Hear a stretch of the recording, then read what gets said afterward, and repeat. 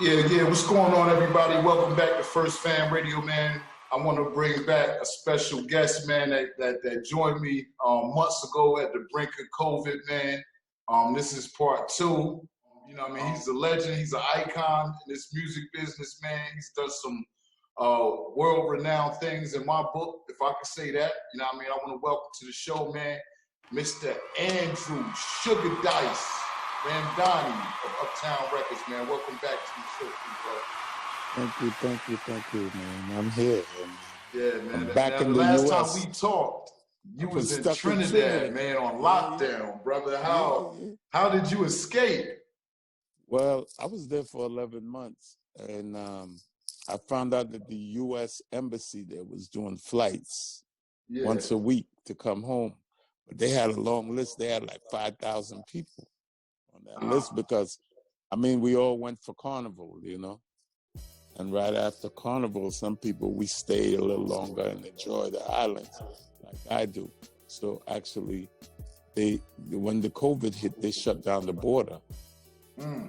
And no flights in, no flights out, no ships, no cruise ships coming home, nothing. So I was stuck there for 11 months. And we did that interview back then. I think that's when Andre had passed away. My friend Andre HARELL. Yeah, rest in peace, Mr. HARELL, man. Yeah, man. Yeah, that still is hurting my heart, man. What has it been like coming back home, like to that reality, man, after being gone for so long?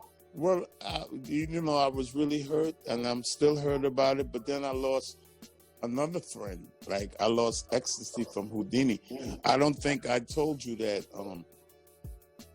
I had left for a minute with Andre. I was still helping Russell at Def Jam, and I was working with Houdini.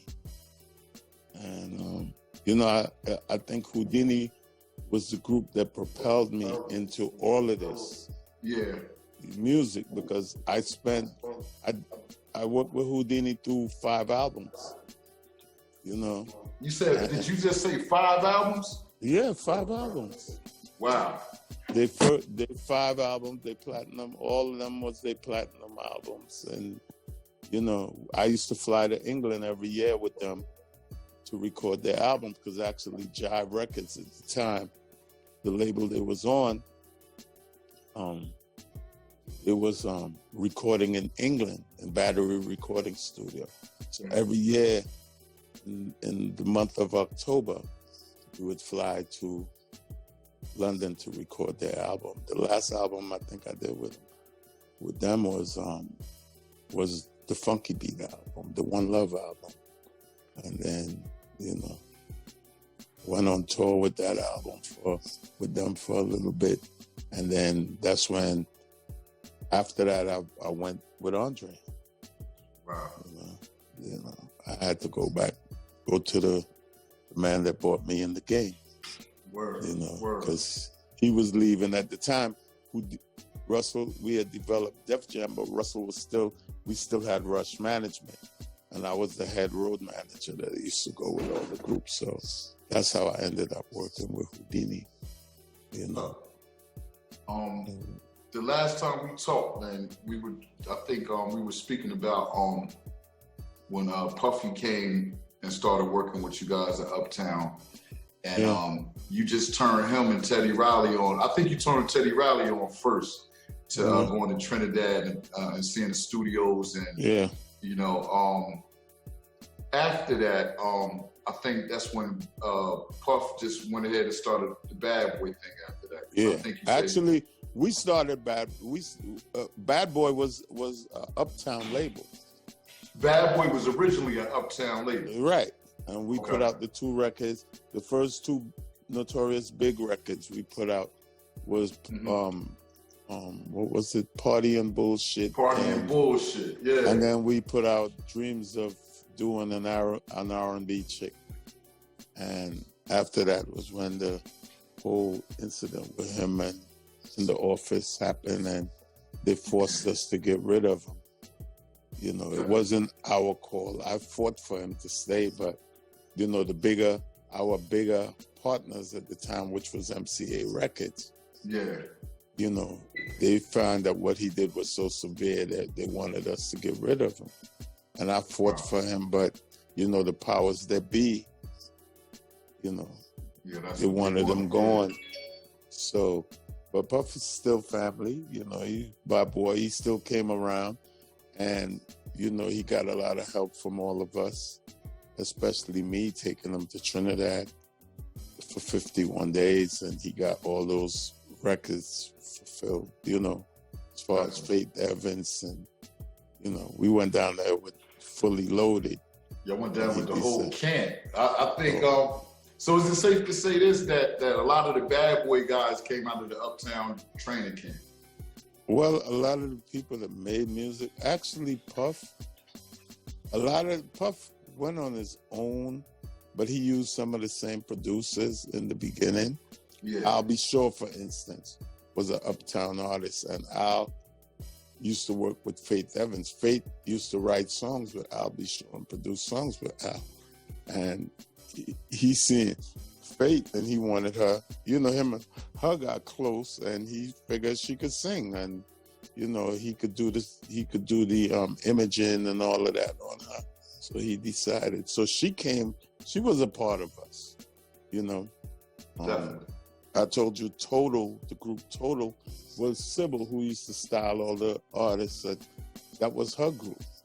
And he took and then Sybil worked for Uptown. So, you know, he had got close to Sybil, and his label started, and Sybil chose him to she chose Badboy to give her artists to.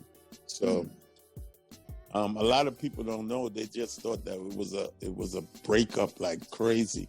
But it wasn't really a breakup, because everybody, including Andre, had love for Puff. So, you know, it was his home, and we never denied him. It seemed like every day, every other day, Puff was in the office like normal, you know, while he was getting his stuff together, you know. So he wasn't working with us no more, but, you know, he still came, he got advice, he got what he needed, he got help. And, you know, we hated to lose him, but, you know, sometimes that's the way things work out, you know. Do you think during the time did you know at the time that when he was leaving that he was going to be all right? Like, when did you know that? Of course. I mean, because he coming from y'all, so yeah. I know it was kind of hard to let him go. So you had confidence, like, you know what, he's gonna be something. I know, yeah, he gonna blow up. I know he was gonna blow up. Me and Eddie F, DJ Eddie F from Heavy D and the Boys, Puff did a lot of his songs in Eddie's studio, Eddie's house. So we was like there, because me and Eddie was doing Pete Rock and CL Smooth album at the time, and we was also doing a Girl from Washington D.C. that never came out. And but she was the formula to Mary J. Blige.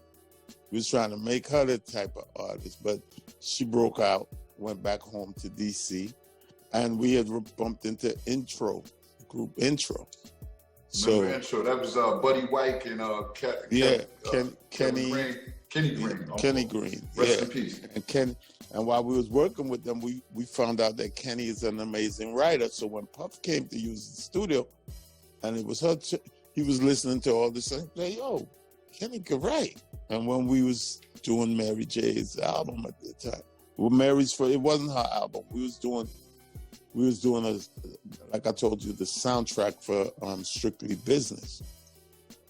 And we didn't have no girl, and Eddie told Puff he should go find Mary, because actually Andre didn't give us all the money we needed to make an album. We couldn't hire no big artists.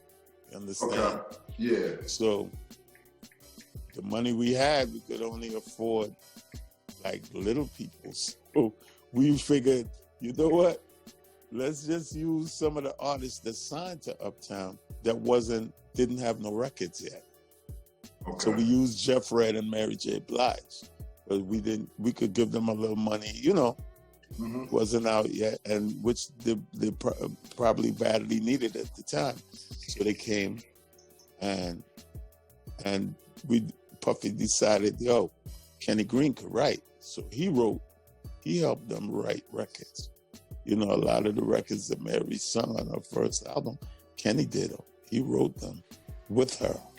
Yeah, I don't think a lot of people really know that, you know what I mean? Because, you know, like when you hear, you know, when you start mentioning Kenny Green, a lot of people don't mention him in the right of a producer or a writer. You know, they just. No, he was a writer. He wrote all the intros albums. Well, all the songs on the album, you know, and you know, sometimes groups get cocky. They think that they could leave and get new people around them. And, you know, that's what kind of happened. Yeah. After Eddie did their album, he went shopping it and he got a deal with Sylvia Rhone and them. Took the group in, you know, and they was on the one of the Time Warner labels, Atlantic at the time. You know, Atlantic took them. But I was a big supporter of keeping all the artists and the producers. And at the time, Andre didn't see my vision of telling them, we had all these super producers, young producers and songwriters like I'll Be Sure, Teddy Riley, and, you know, Eddie F. And I was trying to convince Dre that, listen, these guys are coming out, they have amazing songs, so the other record labels gonna start looking at them. Yeah. I said, so let's lock all of them in. Give everybody a production deal, their own production deal. Yeah. You know? And let them go get some artists and produce their own artists. And this way, we lock them into us. Yeah, and that way everybody happy. Yes. Yeah, Andre like, I don't know. So I couldn't convince him for us to do that. So eventually, like I said, all the outside people was, because we was hot, we was on fire. So, and they was hearing who produced what record, and you know. So what they did, like Sony started snatching people, producers. They started snatching employees first. Yeah. They don't care. They don't care. You work for Uptown Records, you must know something, you know? And then it started with the producers. You know, people started snatching the producers to do songs for their labels. And then, lo and behold, they started giving them deals. So our New Jack swing sound started going all over the place. It was strictly Uptown Record at the time. But then we didn't give these guys the money and the contract to stay with us, like as producers, because if we gave you your own production deal, then you got to go find your own groups. And like Eddie F already had his company made called Untouchables, you know? So we would have had Untouchables. We would have had Untouchables. We would have had Badboy. We would have had I'll Be Sure's company. We'd have had Teddy Riley company, you know? All our producers that was in groups that was making our sound. And I kept on telling Dre, look, we're gonna lose our sound. That New Jack swing sound is Uptown Records. And now these guys are gonna wanna go find money. And people, they're not gonna say no. If Sony come in or Atlantic or Time Warner come and say, here, we wanna give you a production deal. And it would have been cheap for us because we already had them. So we could have gave everybody like $2 million and say, yo, go find 2 groups. Yeah. Give them a production deal. And if they sell records, yeah, here's more money and you got your own money. You could go, just like how Puffy did. But after we finally realized that when it was too late, because that's how we end up giving Puff Daddy a deal. You understand? Yeah, that makes sense. We had Puff until he hit Mark that day and busted Mark's face with that phone. You understand? And he was the general manager, and he was a white boy, and you know, it just got crazy. And he called MCA and told them, MCA, he was threatening to sue MCA. That was our parent company at the time. You know, that's who gave us our production deal. So, you know, he called Al Teller and them, the big bosses, and say he was going to sue MCA. MCA, unless we got rid of him, because we didn't want to get rid of him. And even with that, I told Andre, we're not going to do that. And me and him had a little struggle. about we went back and forth about, but they put the pressure on Dre, and you know, he ended up having to sell Puffy's album too. When Puff got the deal with Arista, he came because we owned all the records. Yeah. And we was foolish enough to just go and sell that album for real cheap. I wouldn't even tell you how much we sold Notorious Big Album for, because it's embarrassing. And then Clive went on and made millions of dollars off of that album. So y'all had to sell Big Album. Yeah. To Arista? Yeah, Puff got a deal with them, but we owned the masters at the time because he had done all those records at Uptown for Badboy, Badboy Uptown. Okay, yeah, so, they went from Uptown to over there. Yeah, so he when he got fired, he went over there, and he knew that we, you know, he was always in the office. So when he got the deal, he was like, "Yo, you know, you don't want to do a new album, like start over, you know." And he thought his songs was strong enough, but we owned them. So then Andre decided, you know, because we loved the dude, so we sold the album to Arista, to Badboy Arista, so to, you know. And because so y'all actually had a part of Badboy to do that deal, right? Y'all had we owned Badboy at the time until he got fired. We had to drop Badboy Records. Okay. But at the same time, we owned the masters. That all the songs Puff had done. You understand? So when Puff got the deal, he didn't have nothing. He had to come home and ask, "Can we sell the album, the Notorious album, to Jive, to Arista?" With Clive, yeah. With Clive. So the album was basically already made. We was putting out songs at the time. And, you know, like I told you in the last thing, all I was telling Puff is he needed radio records because all his records was real dark. So he finally listened and he did Juicy. The song Juicy that M2 had, which was Biggie said was all a dream and all that. So that became his first single. And he put it out with the flip side of Craig Mack's album record. Because Badboy was a Uptown label. Yeah. So all the stuff he did, we just sold it. Because what we would do with it, we could actually kind of put it out, but we also could have difficulties. MCA wasn't going to allow us to put those records out because of Mark Siegel, who was trying to sue us. So, you know. I don't want to cut you off. You're getting a little choppy. I don't know if you're hearing it or not. No, okay. Am I still choppy? Yeah, that's good right there. But it's like the louder you, like when you speak, it's just getting like a little distorted. Yeah, probably that's good, right? The volume good still? The volume is good. It's just when you speak, it's on certain words, it's just chopping you up. Yeah, because I just don't want to mess the audio up. Right. But yeah, so they put out the Craig Mack and the Biggie album. They was back. No, back. we put out the first songs. The singles. The singles. They put out the singles together. Oh, okay, all right. Yeah. But y'all did those records. So. Those records were done. Yeah. He got fired, and then he went and he got him his own deal, and he could have started all over. But we had those songs, and he came and he asked Dre, you know, he said, you know, Arista one was interested in buying the masters. So we ended up selling the album for dirt cheap. Wow, that's crazy, man. I couldn't imagine. You know, we will get into the price like you said. I'm not. Yeah. So you know, just bringing it up to speed, man. Just to when did you and Andre officially just stop working together? You know what I mean? As far as Uptown Records go and Motown. Well, you know, from Uptown, Andre got that big money to come and run Motown. Yeah. And I told you, I never wanted to leave Uptown. I was trying to let him go and let me run Uptown Records. You was going to stay at Uptown and let him just do the Motown thing. Yeah. I was mad. I was actually mad because when we started Uptown, the idea was to make a bigger black label. Like we was going to be the new Motown. The new Motown, That's why we even call ourselves Uptown. That was the goal, That was the goal.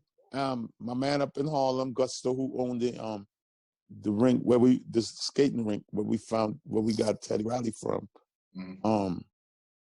he actually had the name Uptown, because Uptown in Harlem, you know. And Andre just, you know, after that, Andre just liked the name, and he took the name Uptown because Gusto never really had it, you know. He was using it, but he never incorporated. He never did nothing with it, yeah. Now, how did y'all get the logo for that? Because I kind of feel like the Badboy logo was almost like a spinoff of that Uptown logo. It had to be because, I mean, we put the cartoon character. That cat was actually like Heavy D, because Hev was a cool cat. Yeah. You understand? So, and he was like he had a lot of, he don't know it, he didn't know it, but he was a cool cat. So that in that conversation with Dre and me and all of us who was in that conversation, we're like, well, we got cool artists, you know, so like we do this cool cats. Yeah. So that's how we put the cat on with the medallion on his neck, because everybody was cool. But it was more symbolic. Like Hev is a cool cat. That's how we used to describe Hev. You know. So it was at the time when y'all started that label, not to cut you off, it was a lot of hip hop groups out back then. One of them in particular that I was gonna speak of is Kid and Play. Did they ever come through the Uptown offices like we, you know, in search for deal? No, they never, because they Herb Middleton, Herb had them in Queens, you know, like that area. We was more like city people. We Brooklyn and Manhattan people, you know. So they was in the like the boroughs of Queens and stuff like that. So rap was hitting all the boroughs. So Herb decided, he met some cats that could rhyme, and he started his own company following us, you know. But they never actually came to us for deals, because he done had them a lot and he wanted to start his own company. So, you know, but actually in the movie, what you call it, House Party, that they was in, House Party, actually it was me and Alonzo Brown gotten a job at A&M Records.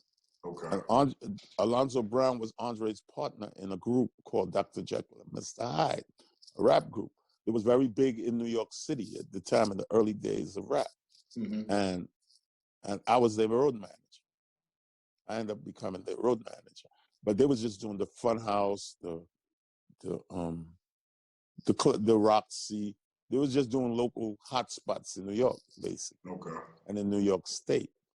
And we was working at Rush at the time. So, you know, when we got to Uptown, Lonzo had gotten a job over at, he became an executive at A&M Records. So he came to me, and I tried to get him some of the Uptown groups that we wasn't paying attention to. So what I did, we was talking about, we had a group called, we had a group called Groovy Chill. Groovy Chill, I remember that group.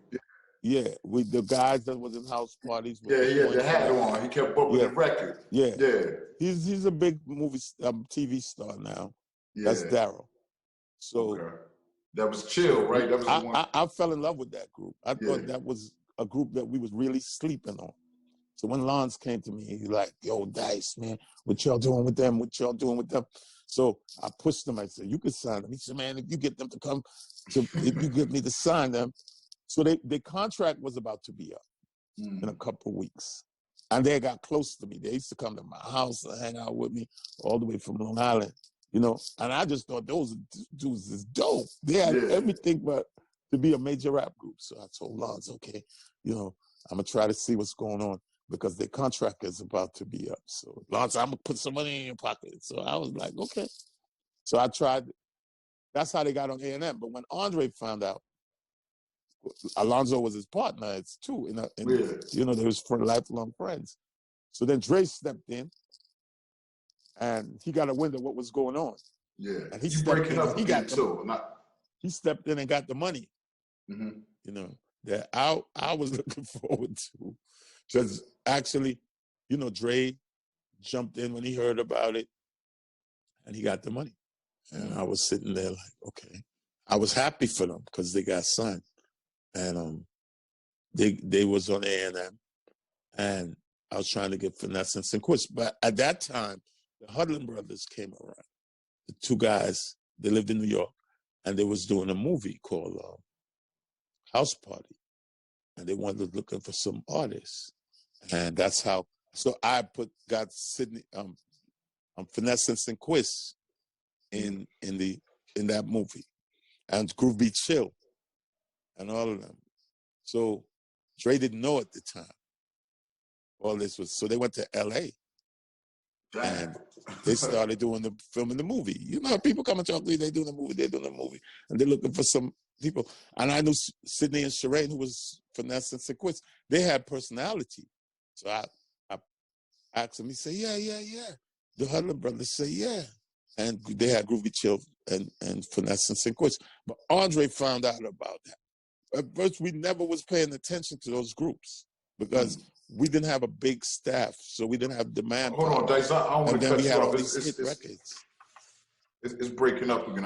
Let me move. Let me move. I don't know if it's the head. Is it still breaking? Not so much. But yeah, I don't know. It sounds.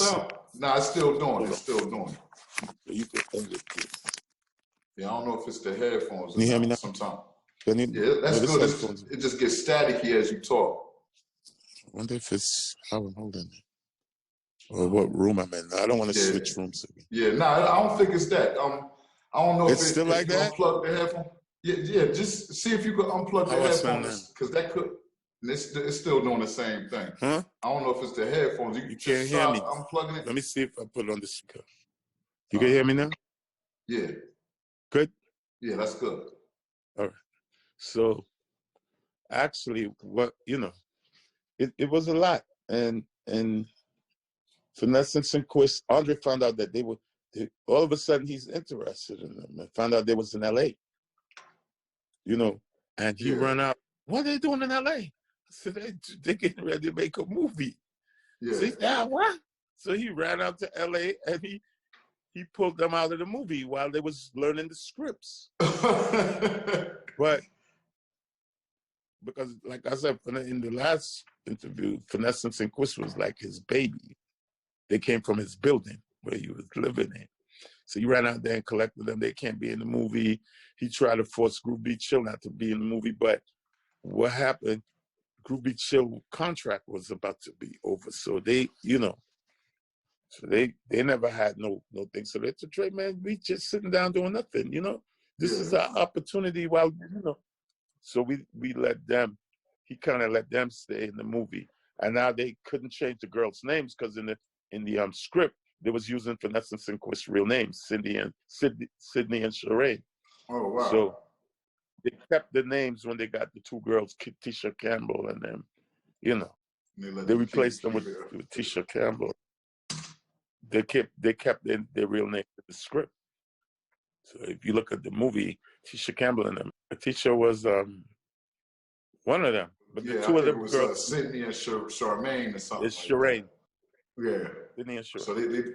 So they was under their real thing.